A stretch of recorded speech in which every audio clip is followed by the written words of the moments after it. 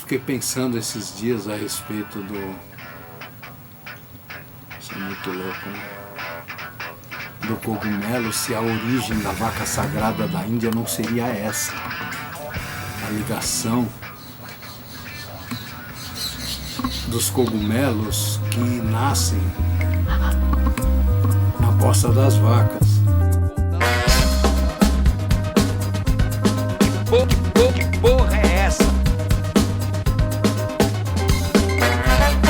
Eu tenho uma coisa na minha vida assim que me persegue, para o bem e para o mal, que é uma frase das primeiras coisas que eu li que ficou registrado na minha memória. Eu li no Pequeno Príncipe, que é a primeira leitura de tanta gente, né? E a frase é: você é eternamente responsável por aquilo que cativas. E eu tenho isso embutido na minha forma de olhar para tudo que eu faço. E essa porra desse delírio utópico aqui me colocou numa posição de uma puta responsabilidade de chegar a cumprir a agenda natural que os delírios trouxe para essa questão e continuar discutindo o que o século XXI representa na possibilidade de uma profunda mudança na lógica do processo civilizatório da humanidade, porque nós estamos falando de um processo que descreve com toda clareza a destruição toda que nós estamos fazendo em torno da questão do planeta e da vida. É a possibilidade do delírio se organizar em cada um dos lugares, do delírio utópico como caminho dos sonhos individuais e coletivos, das coletividades, dos lugares todos que estão rolando. É muito potente, é muito fantástico essa abrangência que tem tido. Não tem como escapar de fazer uma análise em conjuntura no fim do ano e no começo de outro ano. A gente acaba caindo nessa arapuca. É uma arapuca, mas ao mesmo tempo tem uma coisa fantástica. É um momento de renovação, um momento de reinventar as coisas, de olhar para as coisas. A essência dos vídeos é colocar as demandas que o século XXI está fazendo sobre as questões políticas da condição do desenvolvimento político, que são questões que não estão sendo discutidas em lugar nenhum. É basicamente dizer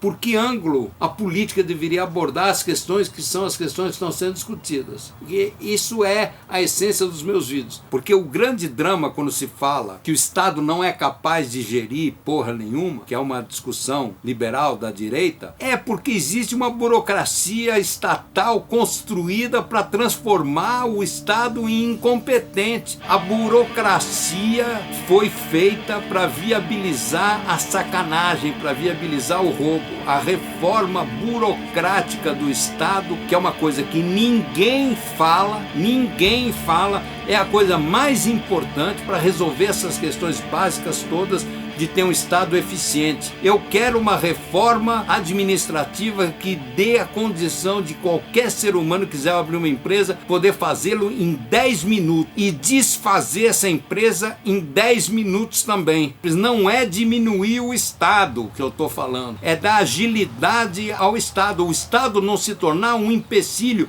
para si mesmo de poder gerir uma coisa com celeridade. No século XXI, o governo tem que ser responsável pela dignidade mínima do cidadão. Esse é o padrão do que deveríamos ser. Não é salário mínimo, é dignidade mínima. O que precisa para a dignidade mínima do cidadão? É ele ter renda suficiente, mas ele ter também os serviços gratuitos, ele ter garantia do Estado que, se der ruim na vida dele, por qualquer razão que seja, o Estado segura a onda. A renda mínima cidadã está sendo discutida no mundo inteiro como uma forma de melhorar a qualidade de vida e de transferir renda direta para o cidadão. Bolsa Família fez isso. Era a distribuição de renda diretamente para o cidadão que estava precisando. Com a decadência da era industrial, em vez de ampliar esses direitos por uma outra lógica, estão tentando reduzir os direitos para viabilizar um trabalhismo que é um trabalhismo que não pode mais existir, já que o fim do trabalho, o fim do emprego é uma coisa absolutamente dada. Não há possibilidade nenhuma disso se reverter. Mas a única coisa que é possível dizer hoje é que nós não podemos sacrificar quem está mais fudido para manter uma lógica completamente ultrapassada que não vai dar certo. Não tem como isso dar certo. É impossível isso dar certo. Se a questão da dignidade é de fato uma questão essencial, a gente tem que olhar para salário como uma coisa absolutamente incompetente para resolver o problema de dignidade. Ainda mais salário mínimo. Esse salário mínimo que está aí é um salário indigno per si, ainda mais quando a gente olha para o que ganha um juiz O que está acontecendo na economia é uma coisa semelhante no sentido de que o Bitcoin é uma moeda digital que está entrando no mesmo equívoco da moeda centralizada, só mostrando a fragilidade do processo de centralização do sistema financeiro único no mundo. Através do digital, dá para bagunçar o coreto completo da economia baseado numa lógica bancária e o dinheiro usando como moeda especulativa. Mas o digital provoca, através do conceito do blockchain, a possibilidade da real revolução, de começar a se pensar na descentralização da moeda. Essas descentralizações viabilizam o local na sua plenitude. Por isso que o que está acontecendo no Banco Palmas, em Fortaleza, é extraordinariamente interessante. Eles estão começando a pensar na lógica do quarteirão e na lógica da moeda do quarteirão, das questões locais a partir da unidade da localização, que é o quarteirão. E o local é a solução do mundo, do acesso gratuito à condição de todo mundo, a tudo que se produz no mundo, e aplicando tudo isso na revolução local, tendo condição de operar suas próprias realidades através de trocas, através de processos solidários. Uma outra questão que a gente tem que discutir é a questão do transporte, da mobilidade. O automóvel é, digamos assim, o paradigma da mobilidade para a humanidade inteira. Está na hora de eliminar o automóvel como uma chave central única do sistema de transporte. E a tecnologia já avançou para isso. O automóvel sem motorista é uma realidade. Se o carro sem motorista é uma realidade, a propriedade do automóvel passa a ser uma coisa ridícula. Você chama o carro sem motorista, entra no carro, o carro te leva para onde você quiser. Então acabou o táxi, acabou toda essa lógica para começar uma outra lógica de transporte público. Só que o passo seguinte dessa porra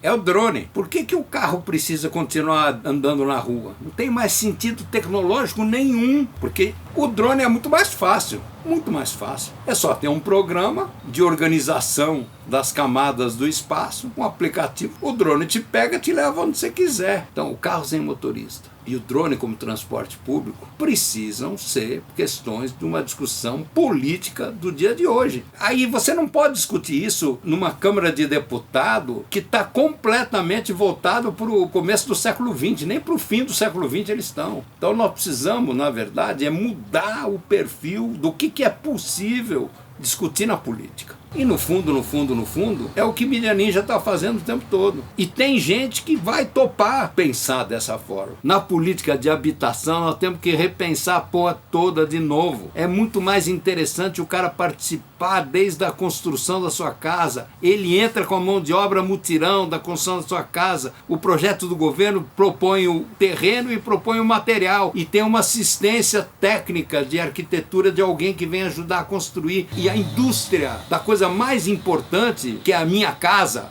minha vida, não é levada em consideração por absolutamente ninguém, nem pelo projeto Minha Casa Minha Vida, que faz umas casas, uma estética de cemitério, casinhas idênticas. Se o cara toma um porre e entra num lugar desse, ele não acha a casa dele nunca, são todas iguais. É como se o pobre não tivesse direito a um arquiteto criativo. Botam para o pobre um arquiteto absolutamente careta que empacota esse cara numa coisa que a pessoa entra lá dentro e fala, nossa, que coisa legal. E não é legal como arquitetura, é uma arquitetura de merda, é uma arquitetura péssima. Tinha que ter uma arquitetura de excelência. A medicina do século XXI tem que começar a olhar para a qualidade de vida, para o bem-estar das pessoas antes delas adoecerem, ou seja, o que precisa ser feito para que as pessoas não adoeçam. Qual é a medicina preventiva? É claro que a questão da fila do médico é uma coisa fundamental e é importante que aconteça. É lógico que precisa ser racionalizado isso e você conseguir marcar uma hora e chegar lá e ser atendido na hora que você marcou, tal. Mas a questão de fundo que viria a ser discutido pela política é o amanhã. O antibiótico não pode continuar sendo o centro das atenções. A gente vive mal porque come mal porque existe loja de salgadinho. Sódio é uma droga pesada que está embutida em todos os alimentos e que é a base da porra do negócio da agroindústria, que é regulado pela lógica capitalista. É completamente ridículo que a gente tenha que viver com uma medicina que não fala disso. Ter uma alimentação saudável deveria ser uma coisa central da medicina. É óbvio que a gente é o que a gente come. não é nessa lógica de matar o sintoma e não curar a origem das doenças, e não tratar da doença como uma questão social e política. Então, na hora da política, ser capaz também de entrar na questão da educação por outras portas, que não sejam as portas de mais vaga na escola, porque elas são fundamentais, tem que ter vaga para todo mundo, ir no bairro de cada um, e tudo isso são conquistas que isso não pode ser mudado. Essa discussão é fundamental. Mas ela não basta. Nós temos que começar a entrar no currículo. A ideia estúpida de ter um currículo único num país continental como o Brasil é ridículo. Imaginar uma escola que só fala do futuro, baseado numa lógica de emprego, e acha que isso é normal. Olha, eu desafio a vocês, pega uma prova do Enem e olha as perguntas que tem e o tipo de coisa que eles querem que as pessoas saibam dizer para poder entrar numa universidade, e ver se não é a coisa mais imbecil que pode ter para avaliar uma pessoa. Quantos átomos de não sei o que tem dentro da placa de zinco?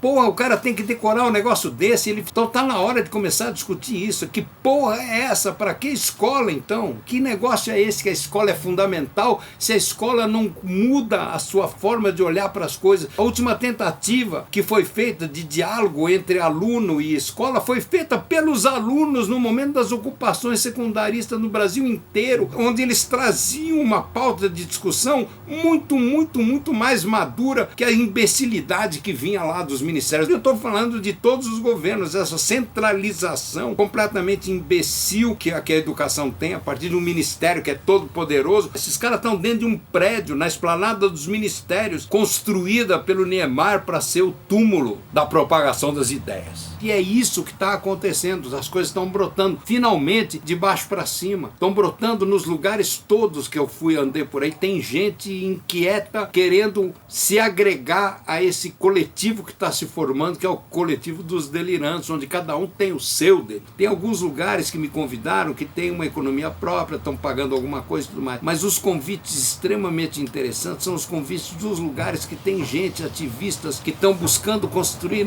na sua cidade um foco de agito delirante.